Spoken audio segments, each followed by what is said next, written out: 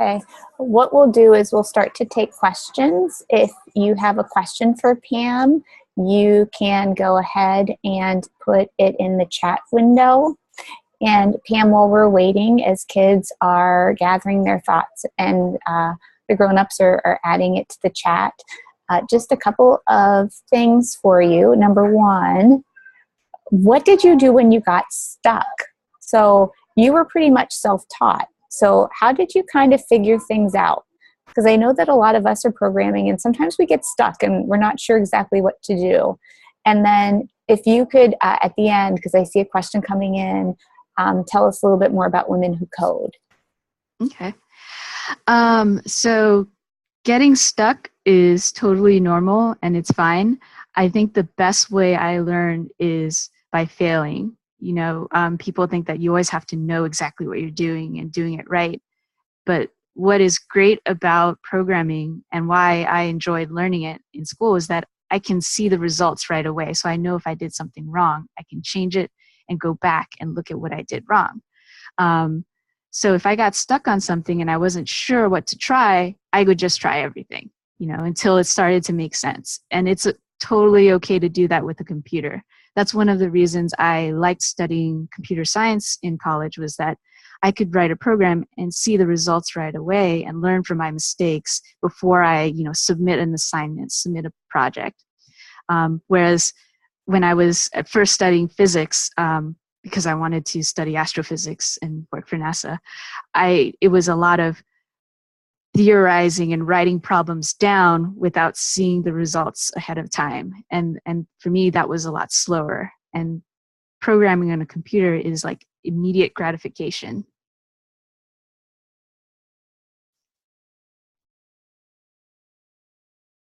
Let me see if I can pull up the chat window.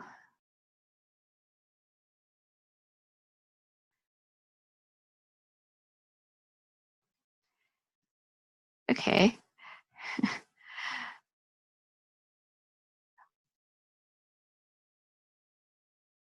How long does it take to complete an app? So for some really difficult apps, I can give an example. Like that Elmo app took me about 2 to 3 months to build.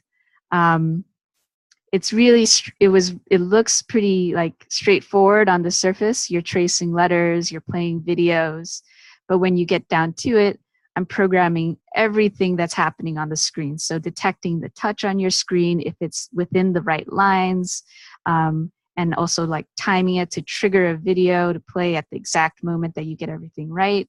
All the animations are programmed by me. So that takes a really long time. So for something like the Elmo game, that took me about 2 to 3 months.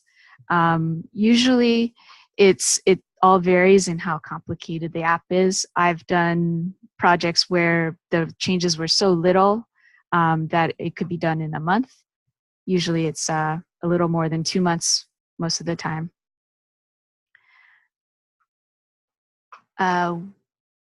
What? Oh, you're interested in the Elmo app. How much is it? So I think upfront it costs around $5 on each of the platforms. Like for Android and iOS and Windows, I think they all start around $5, but you get the whole app. It's a very big app though. So if you do download it, make sure that you have enough space on your device. It's because it downloads all the videos onto your machine at once, and a lot of parents don't like that. Next question. What's your favorite game you've coded? I would say it was, okay, Elmo is great, but I think I like Cookie Monster more as the character. So I made this app called Cookie Calls for Windows, and it's not as complicated as Elmo. It's basically a call for toddlers to talk to Cookie on their screen like they're having a video call with Cookie Monster. But that's probably my favorite one because there's a lot of videos of Cookie Monster on there that I got to watch that are really funny. What was your biggest complication while learning to code? Let's see. I think biggest complication was learning when to ask for help. That's always the hardest thing. I was always ahead of my class, and like I knew I was smart, but sometimes that gets in the way of knowing when I don't know something and I should ask other people for that advice. That's always been the biggest issue. I've gotten a lot better over the years as I've worked with a lot of smart people, and it's not scary at all to me anymore, because I know that when I collaborate with everyone else on my team, I do better and the whole team does better. So that was a big hurdle, and now I'm getting better. Have you coded for robots? Yes and no. I've done, do you know those Lego robots that people can program? I think it's in Java. I did that for a class once in college, and it was like a once a week lab. But beyond that, I don't have a lot of experience programming robots. I'd like to. I know there's a lot of fun things out there now besides Legos, and I really want to get into it so I can teach my little niece and nephew how to program with them. What resources do you recommend for upper elementary age students if they are interested in learning code? Okay, that's a good question. I'm sure a lot of you have been on code.org this week, because a lot of those projects are for the CS Education Week and Hour of Code. That's always good. There's a ton of projects on there that will help you learn. There's also a lot of free online classes, like Khan Academy is a very well-known one. I'm not sure if they start at the elementary school level, but they're definitely a good resource to get more into advanced level stuff. If you get to once you're in high school and you want to learn that stuff on your own, if your school doesn't provide it. Khan Academy was started by a bunch of philanthropists who wanted to take a good curriculum to parts of the world that might not have access to it. So I know Bill Gates was involved in starting up and funding Khan Academy. So they take lesson plans that are curated from educators and putting them online, and it's all interactive, and I've heard a lot of good things about it. So if you want to get ahead, I can highly recommend that. There's also, I know that there's a ton of stuff from codeschool.org. Some of them are paid, some of them are free. And there's a bunch of other free resources online too that I can pull up later. I know a lot of them I've worked with more for adults. I haven't checked out how hard it would be for kids to get into it though.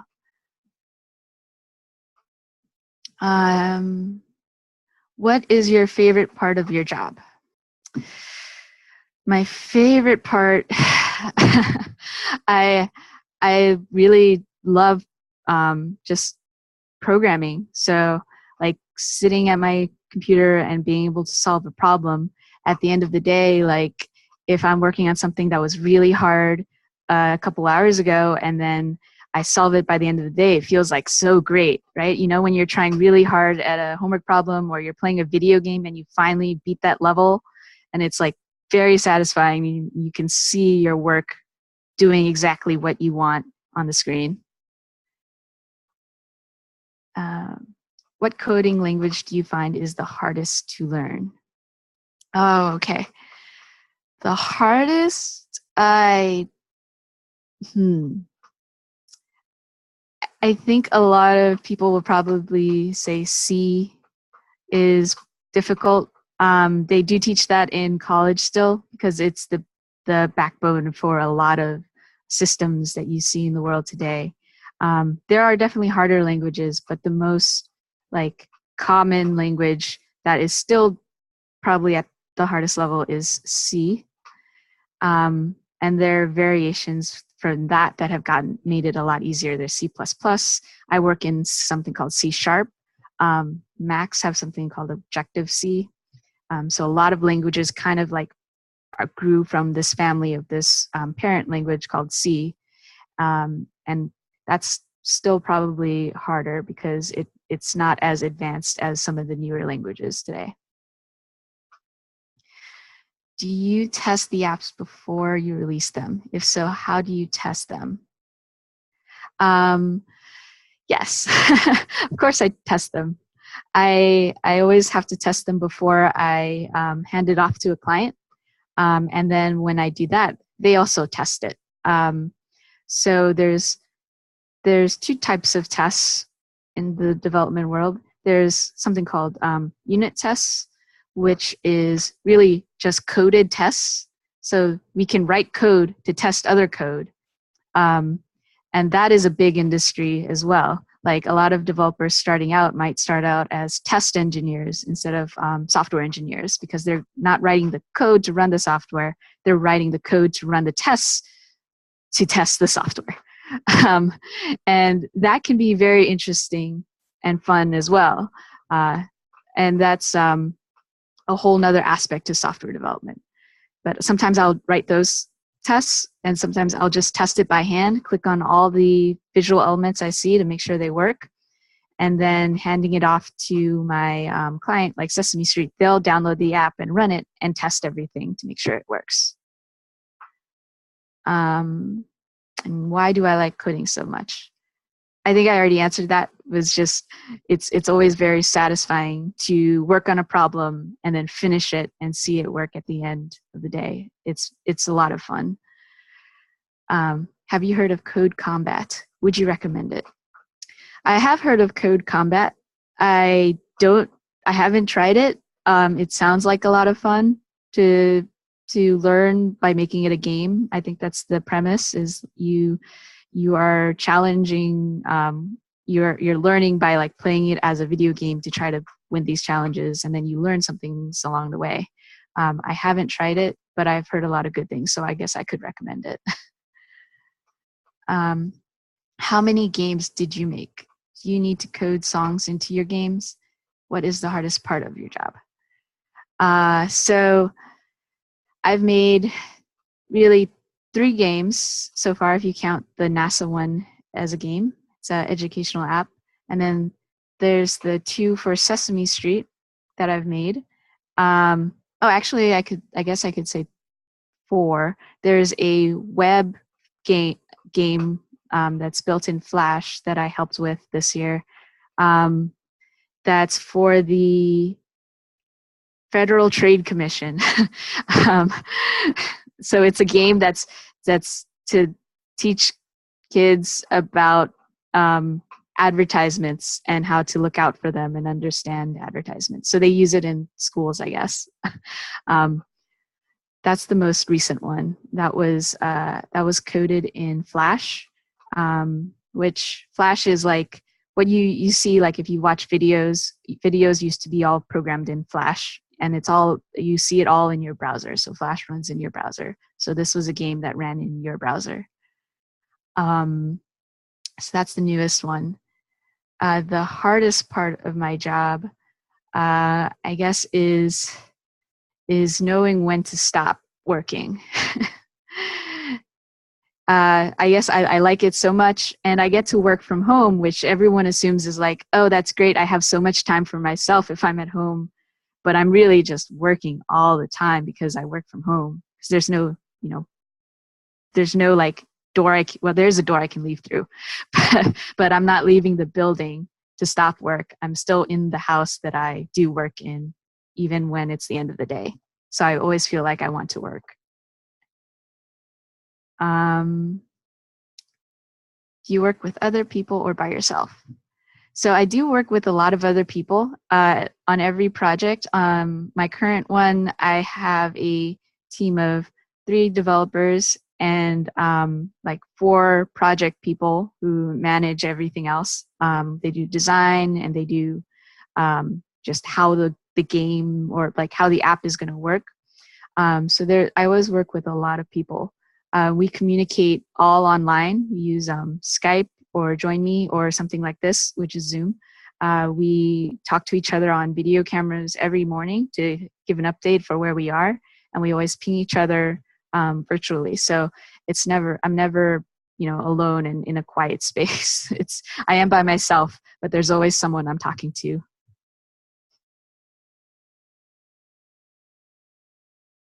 Okay. Wondering if there's any other questions. Okay. If you have any, if you could put them in the chat now. And Pam, while we're just making sure that nobody else has any other questions, could you tell us a little bit more about Women Who Code? Sure. So Women Who Code started in San Francisco in 2012, I think. And they got a lot of support for the community there. A lot of women who were in the tech industry or just learning wanted a community to go to so that they can feel safe and learn together without feeling the pressure of what you feel every day at work. And that became very popular. So they started branching it out into a ton of other cities all over the world. So San Francisco is the largest chapter because it's the original chapter. Then it's New York because New York's the largest city. And then DC, which is the chapter I run, is the third largest in the world. And we have almost 5,000 members now. And we do events at least 3 times a week, every week, except if it's a holiday week. And adults will come after work. We will go to like a company's office space like Google or Microsoft or Capital One will sponsor us and let us use their space. And we all get together and everyone is working through problems together. It's kind of like doing homework together with your friends. So you can feel safe and ask questions and work collaboratively together. We also do brunches together so that we can socialize after, learning too. And we do a ton of events, and they're all free because we have sponsorships through a lot of other companies. The best part of Women Who Code is without it, I probably also wouldn't still be in the industry today. Like a lot of women who have like 20, 30 years more experience than me have come to me and said, this is great. I wish this was around when I started out. And I'm saying, well, it's around now. And I wish it was around when I started out too, but it's here now. So this is why we have to keep it going. Because the more women that we get to participate and stay in the community, the more we can help each other lift up other women and minorities. Yeah, that makes a lot of sense. And I know through code.org, they talk a lot about equity. And so you're doing a nice job of helping promote all people to have an experience with computer programming. Okay. And it doesn't look so like we have any more questions, Pam.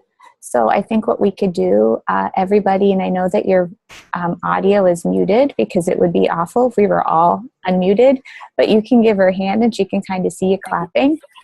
So,